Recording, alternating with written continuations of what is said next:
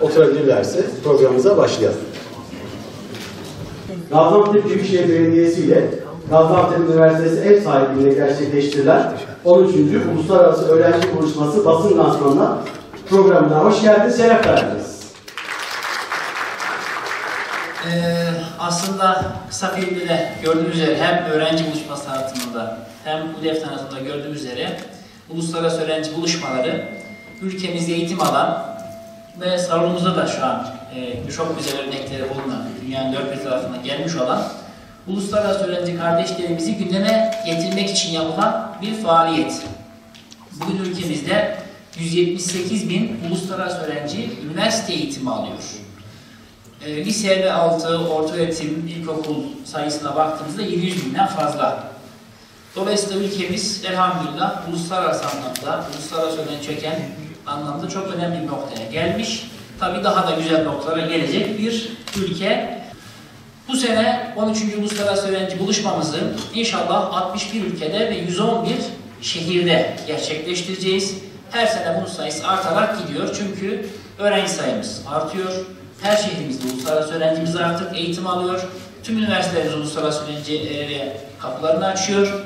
Ve dünyanın dört bir tarafında Türkiye mezunları, uluslararası öğrenciler ve Türkiye'ye gelmek isteyen uluslararası öğrenci adayları ülkemize dair çalışmalara katılıyorlar. O yüzden de bu sene sayı geçen yıllara göre artmakta. Bu yıl inşallah 1 Mart'ta Senegal ve Tayland'la beraber başlayacağız. Ve 11 Nisan'da inşallah Gaziantep Üniversitesi Maviler Kongre ve Sanat Merkezi'nde tensip buydukları takdirde Sayın Cumhurbaşkanımızla beraber finali gerçekleştireceğiz. Niçin bu insanlar önemli? Çünkü en az 5 yıl Türkiye'de eğitim alıyorlar. 1 yıl Türkçe ve 4 yıl üniversite olduğunu düşünürseniz en az 5 yıl Türkiye'de kalıyorlar. Türkçeyi çok güzel öğreniyorlar ve döndüklerinde de Türkiye'yi ülkelerine taşıyorlar. Kapsamda mevcut organizasyonu desteklemenin yanında bir paydaşı olarak da yer almak, anılmak ve tanınmak istiyoruz. Bundan da büyük onur duyuyoruz. Ben Sayın Federasyon Başkanımız sunumunda ve tanıtım filminde kullandığı kelimelerden biraz açıkçası gurur duydum. Biz çünkü eskiden hep yabancı öğrenci diye anıyorduk, öyle tanımlıyorduk. Fakat Sayın Başkanı ve tanıtım filminde misafir öğrenci kavramını kullandı. Açıkçası benim de mesela kulağıma çok hoş geldi. Çünkü yabancı kelimesi çok telaffuz etmek istemediğimiz bir kelime. Sizler bize Tanrı misafirsiniz. O yüzden misafir kabul ediyoruz. Sayın Başkanımız da dediği gibi aynı zamanda birer elçisiniz ve sizlerle birlikte bu mutluluğu paylaşmaktan da çok büyük onur duyuyorum. Özellikle Türkiye gibi geçmişi kadim medeniyetlere dayanan bir Anadolu coğrafyasında sizlerle birlikte olmak bize hem geçmişimizi hatırlatıyor, kol kanat gerirken, hem de aynı zamanda gücümüzü ortaya koyuyor. Çünkü Anadolu coğrafyasında mazlum ve mağdur olan tüm insanlara açılacak yürekler ve kucaklayacak kollar vardır. Bu da bizim mutluluğumuzdur. Şimdi Gaziantep Üniversitesi uluslararasılaşma adına yeni bir hamle yapmakta. Antep'te uzun yıllardır bu konuda çok büyük çabaları var. Türkiye'de henüz daha uluslararası öğrenci kavramı yerleşmemişken Gaziantep'te bu kavram oturmuştu ve yıllardır öğrenci alıyor. Şimdi bugün itibariyle baktığımızda Gaziantep Üniversitesi'nde Türkiye'yi saymayalım, 106 ülkeden öğrenci var. Ve dediğim gibi uzun yıllardır beraberiz.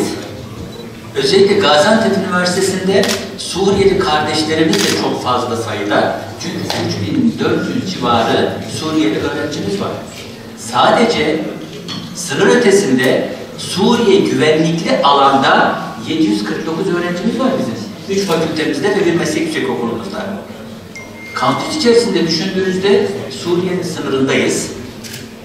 3 dilde eğitim yapıyoruz. Türkiye'nin 3 dilde eğitim yapan İngilizce, Türkçe, Arapça tek lisans üniversitesiyiz biz. Sadece lisans vermiyoruz. Aynı zamanda şu anda yaklaşık olarak 900 civarında lisansüstü uluslararası öğrencimiz var bizim. Yani sadece lisansta değil, aynı zamanda ihtisaslaşmış alanlarda da Gaziantep Üniversitesi tercih ediliyor. Dünya nereye gidiyor? Baktığınız zaman her gün, her sabah uyandığınızda çok başka bir hesapla uyanıyorsunuz. Her gün kartlar yeniden dağıtılıyor, yeniden başka bir hesap var. Her ülkenin başka bir hesabı var. Her ülkenin başka bir çıkarı var ve bu coğrafya bütün ülkelerin cazibesi olmuş durumda. O yüzden biz ne yapmamız gerekiyor? Türkiye olarak ilkelerin ülkesiyiz, vicdanların ülkesiyiz, hasbi davrananların da, hesapsız davrananların da insani ve vicdani olarak durabildiği herhalde sayılı ülkelerden bir taneyiz, belki de tek ülkeyiz. Üzerimizde çok ağır bir vebal ve sorumluluk var. Biz de başka ülkeler gibi olabiliriz, her şeyi hesap yapabiliriz, bir damla petrolü, bir damla kandan daha kıymetli bulabiliriz. Bu bize yakışmaz.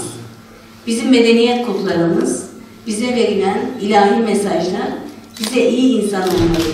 Sevgili Peygamberimizin veda hutbesinde bize bıraktığı en büyük mirasa baktığımız zaman ırkçılığı ayaklar altına alan ve insanımızı insanımızdan ayırt etmeyen, insanımızı insanımıza kategori olarak koyduğunuz zaman takvayı öne koyan ve iyi insan olduğunuz zaman ancak birbirinizden üstünsünüz diyen bir anlayış. İyi insan olma üzerine bizim doğru modeli koymamız lazım. Gaziantep modeli öyle bir model.